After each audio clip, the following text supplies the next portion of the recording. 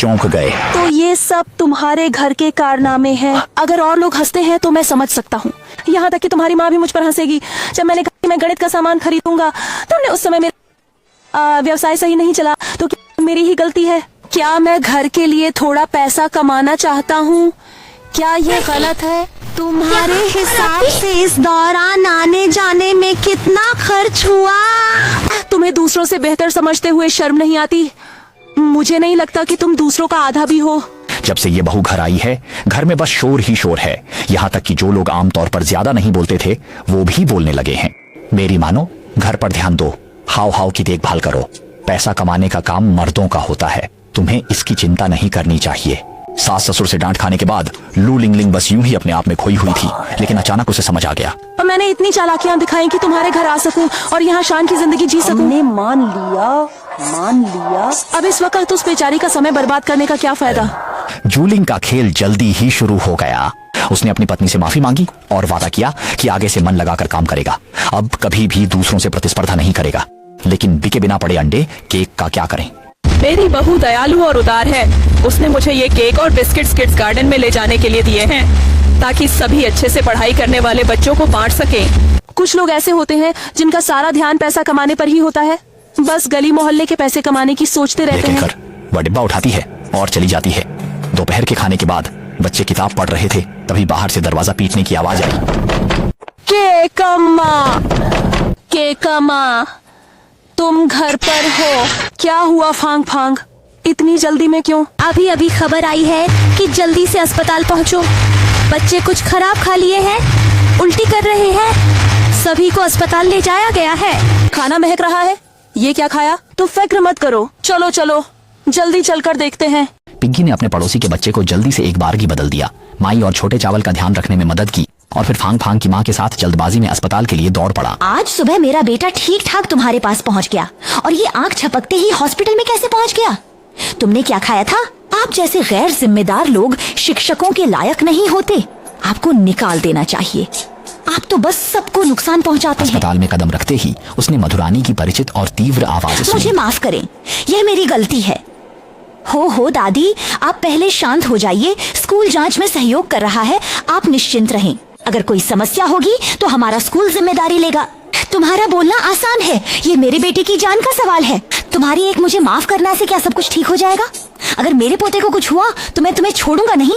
सुनिए सर, हमारा कोको कहाँ है? कोको की माँ, वह ठीक है। मैंने उसे कक्षा में आराम करने दिया है। एक शिक्षक उसके साथ है। जब उसने बूढ़े की बात सुनी तो उसका बेचैन दिल शांत हुआ, लेकिन उसे आश्चर्य हुआ कि केवल कोको का पेट खराब क्यों नहीं हुआ। मतलब बच्चे भी तो एक ही चीज खा रहे हैं। बिना कुछ कहे जल्दी से बच्चों को जल्दी पहुंचाओ। बेटा, तुम ठीक तो हो?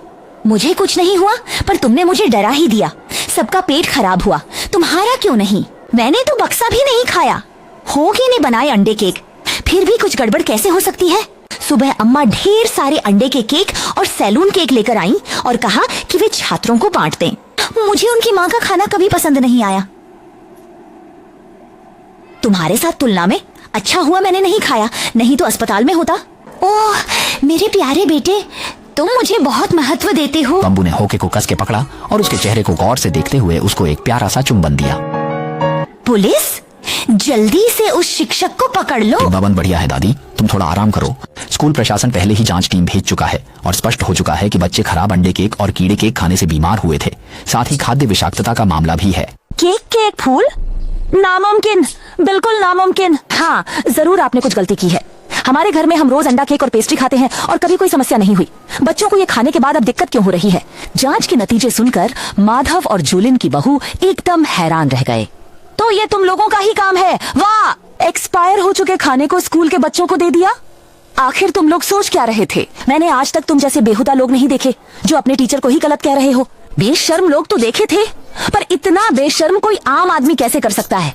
कौन ऐसी नीच हरकत करने की हिम्मत करेगा? ये किसी और के बच्चों की जान लेने जैसा है। सच्चाई जानकर माता पिता गुस्से से भड़क उठे और जूलिन की बहू को डांटने लगे। सोचा था कि जिन अंडे केक को बेचा नहीं जा सकता वो बच्चों को दे दूं, इससे खाद्य सामग्री बर्बाद नहीं होगी। दूसरे, प्यारी बच्ची के साथ एक अच्छा संबंध बनेगा। तीसरे, मेरी परोपकारिता दिखेगी। सोचा भी नहीं था कि ऐसा नतीजा निकलेगा। मैं पूरी तरह से हैरान हूँ। उम्मीद है कोई मुझे पब्लिक में शर्मिंदा नहीं करेगा। पुलिस के साथी, हमने तो कभी सोचा भी नहीं था कि ऐसा कुछ हो सकता है। हम तो भलाई के लिए ही स्कूल में बच्चों को केक और पेस्ट्री खाने के लिए देते थे।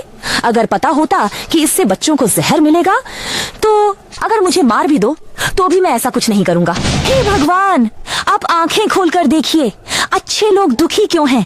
मैं कितना दुखी हूँ। मेरा पोता अब भी अस्पताल में है। अगर मुझे पहले से पता होता क्या मैं उसे खाने वो देती? शीखसी मंच पर मुर्गाबियों से भी ज्यादा नाटक कर रहा है और चाहता है कि पुलिस उससे सहानुभूति और माफी को समझे। ये दिल से कहना चाहूंगा कि आपने जो केक, अंडे और पेस्ट्री बेचे हैं वे पिछले कुछ दिनों से बिल्कुल नहीं बिके हैं। तुम्हारा जमीर कुत्तों को खिलाने लायक है क्या? बिल्कुल सही। कुछ खराब खाने को कौन मुंह में डालता है और फिर बच्चों को खाने के लिए देता है? तुम्हें खुश होना चाहिए कि हमारे बच्चे को कुछ बड़ी समस्या नहीं हुई, वरना तुम दोनों जेल में होते। तुम्हारा पोता अपनी परेशानी खुद लेकर आया है, वो भी तुम्हारे जैसे दादी और गैर जिम्मेदार माँ के कारण। मैंने कहा कि बहू और दामाद दोनों अच्छे लोग नहीं और हैं। कुछ दिनों के इलाज के बाद बच्चों की हालत में काफी सुधार हो गया। फिर जियामिंग 200 युआन की गारंटी देकर माँ दाफिन और जू लिंगलिंग को घर ले आया।